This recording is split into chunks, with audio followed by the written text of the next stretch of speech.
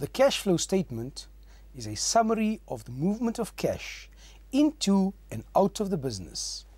In other words, what are we looking at? We are looking at where the cash has come from and where the cash has been spent during a certain financial year. A cash flow statement looks like this. In other words, you can see that a cash flow statement has three sections. Operating activities, which involve the running of the business. In other words, the items that are used to operate the business on a daily basis. Investing activities, which involve the buying and selling of non-current assets such as buildings, factory machinery, company vehicles, and computers. And financing activities, which involve changes in capital funding. Capital funding includes cash from obtaining or repaying of loans or issuing shares. Now, let us take a look at how all these components fit into the cash flow system.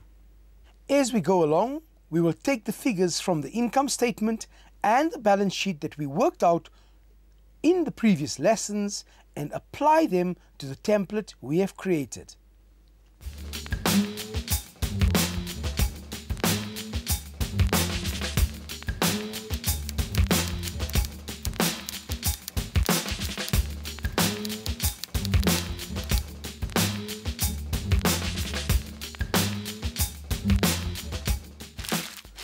You need to complete 8 basic steps while you are completing the cash flow statement. You must always work back from the notes to the cash flow statement.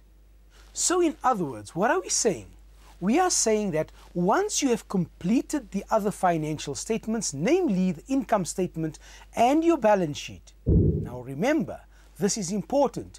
You can only draw up a cash flow statement if you compare 2 years of data, 2 years of information, because you will see as we go along into the lesson, we will be comparing from the 1 year to the next year. Step 2. There are 5 sets of notes to be completed. Reconcile profit before taxation to cash generated from operations.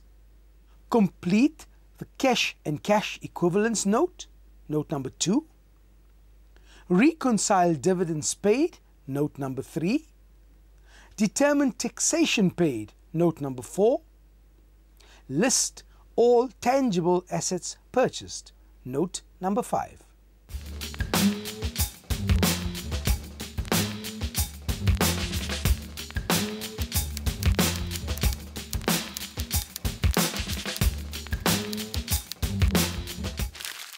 Let us now look how we complete each of these notes. Note number 1 shows the reconciliation between profit before tax and the cash generated from operations.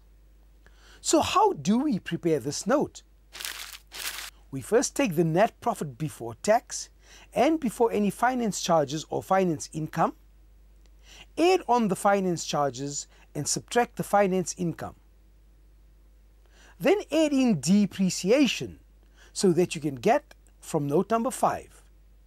Logically, you haven't prepared this note yet, but when you do, this is where you insert the depreciation portion.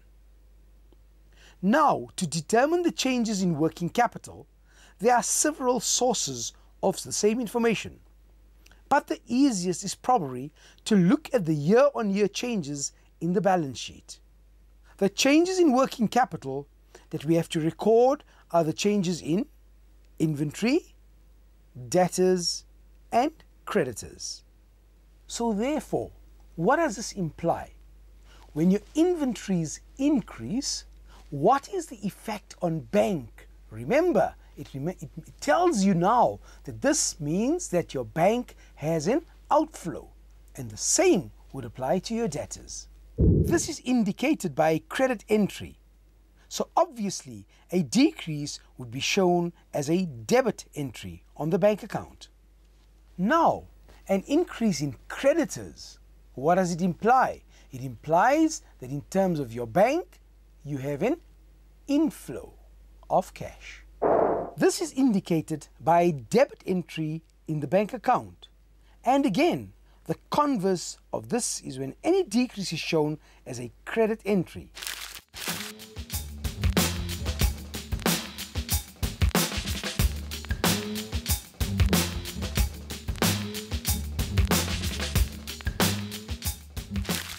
Now let's put the figures from our financial. Again, let's use the balance sheet to find out the net change year on year.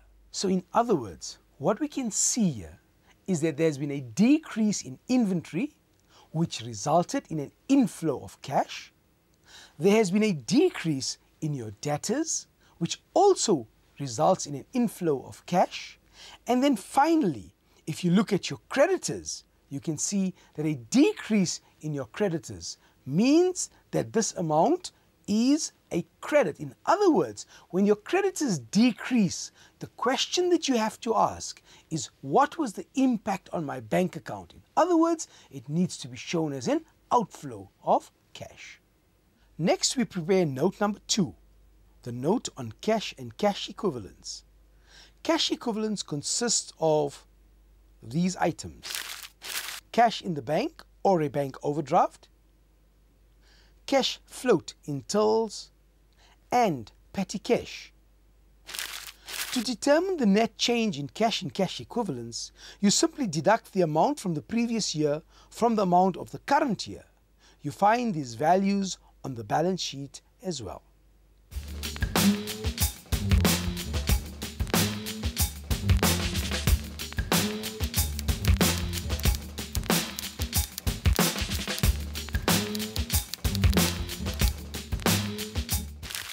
Step number 5.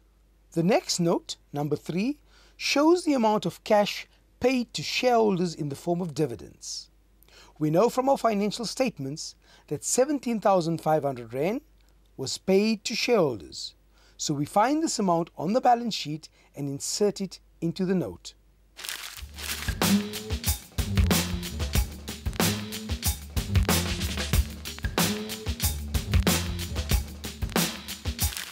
Step 6. A rather large expense to the business that is always reflected in the cash flow is taxation. In note number 4, we calculate the amount of cash paid to SARS during the financial year. Always remember, you need to see what was the balance at the end of the previous year. Because remember, you could get 2 types of balances, either a debit balance or a credit balance. If the previous year's balance is a credit balance, it is shown in brackets, and without it if it's a debit. If the current year's balance is a debit balance, it is shown in brackets and without if it's a credit. In our case, there was no balance for the previous or current year, only the amount reflected as paid on the income statement. So we complete the note by only inserting the amount on the income statement, and then we total our note.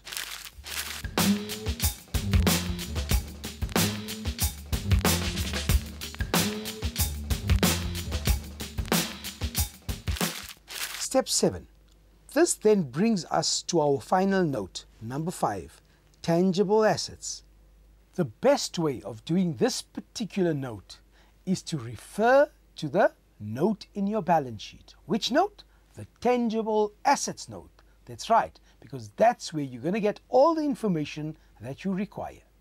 Here we have just extracted the summary of all the assets and not the detail of each asset, as this is not really necessary. We only need to see the movement in the current year, so we record the movement of the assets bought and depreciation for the year. Again, this amount is totaled.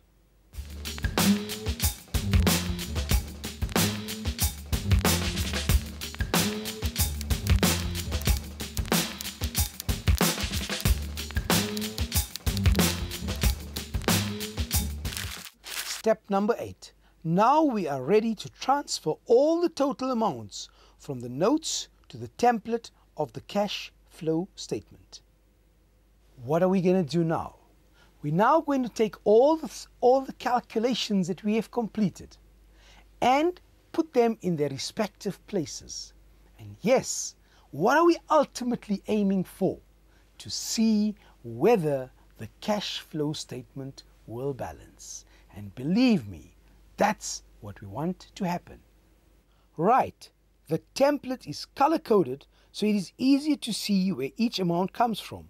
Remember, when we started, we discussed the 3 sections of the cash flow statement. The first section records cash flows from operating activities. Cash generated comes from note number 1. Dividends paid from note number 3. And taxation paid from note number 4. First, you enter the bottom line item for note number 1 and subtract the interest paid amount and add back the interest received amount. Then you deduct dividends and taxation from cash generated to find the cash flow from the operating activities. Quite simple so far.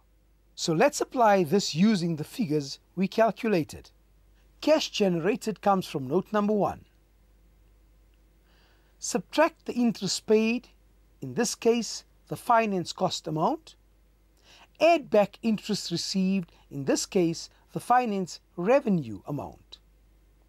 Dividends are transferred from note number 3, and taxation paid comes from note number 4. You deduct dividends and taxation from cash generated to find the cash flow from operating activities. The next section is cash flows from investing activities. Now, what do we have to look at? We now have to look at the tangible assets purchased. Now remember, we've done this note already. So we're going to find 2 things. We're going to find the value of the tangible assets that have been purchased, as well as the proceed from the disposal of my fixed asset. So let's insert the figures we calculated. The purchase of fixed assets is an outflow of cash, and therefore it is shown between brackets. No assets were sold this year. You deduct the outflow, namely the buying of the asset, from the inflow, namely the selling of the asset, to find the net cash flow from investing activities. The last section is cash flows from financing activities. The color-coded notes show that all 3 items can be found on the balance sheet. So without further ado, let's allocate our financial figures to the cash flow statement. The proceeds from shares issued are found by adding the movement in the ordinary shares to that in the premium shares. No fixed deposit has expired, so there is no value to insert here. The long-term loan has had a portion settled during the year, and since this is an outflow, it is shown in brackets. We find the net of the 2 amounts. The final step is to find the movement in cash and cash equivalents. This is all obtained from note number 2. We decreased the bank overdraft and the short-term loan, which resulted in an outflow of cash. These amounts are shown in brackets. We have increased the petty cash float during the year, which means that your bank account decreased, showing you an outflow. So the net movement of 11,580 is shown in brackets. And now what do? We take the totals of each of these sections, namely your operating activities, your financing activities, and your investing activities. And those 3 together would then give you what we say is our net change in cash and cash equivalents. And what do you now do to check that? You now compare your cash and cash equivalents at the beginning of the year to your cash and cash equivalents at the end of the year, and voila, those 2 figures need to balance. And if that happens, yes, you have successfully balanced a cash flow statement. So in a nutshell, how do we summarize the cash flow statement? Remember, that your cash flow statement is made up of 3 separate sections. What do I mean by that? You first look at your operating activities, you then go to your financing activities, you then go to your investing activities. All of these are activities that have an impact on the cash within a business. Remember, in a cash flow, we are talking of cash flowing into the business as well as cash flowing out of the business. So therefore, you have to follow that procedure. Now, to complete your cash flow, you obviously have to do the notes first. We've been through the notes, you complete the notes, and then you take those amounts and you slot them in to the cash flow statement. And once you've done that, remember, the check would always be, does that amount that you have calculated after taking into consideration your operating, financing, and investing activities, does it equate to the same amount as your change in cash and cash equivalents? Really, really good. Yeah. Really good. Silence, please.